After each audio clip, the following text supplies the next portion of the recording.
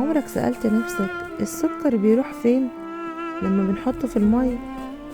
هو مش بيختفي، هو بيحتوي المية والمية بتحتويه، زي ما بيحصل في الكيمياء بالظبط. حاجة اسمها الذوبان في شرع ربنا، اسم المغفرة والستر. ليه ربنا سمى نفسه الغفور الشكور؟ تعرف ليه؟ ربنا سبحانه وتعالى بيقول في حديث قدسي: لو آتيتني بقراب الأرض خطايا ثم لقيتني لا تشرك بي شيئا لأتيتك بقرابها مغفرة. شوف الكرم، ربنا مش بس بيمسح الذنب، ده بيستره زي ما المية بتستر السكر جواه. المغفرة هنا هي غطاء رباني بيجملنا رغم عيوبنا.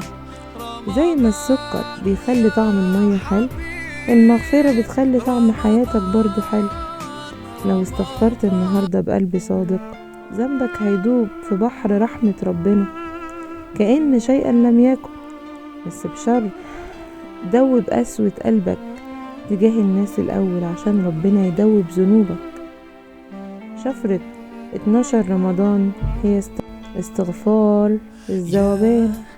استغفر وانت واثق ان ذنبك داب في كرمه، واكتب في التعليقات يا غفور بنية الستر، وشارك النفحة دي مع حد محتاج يطمن، وتابعني في أثر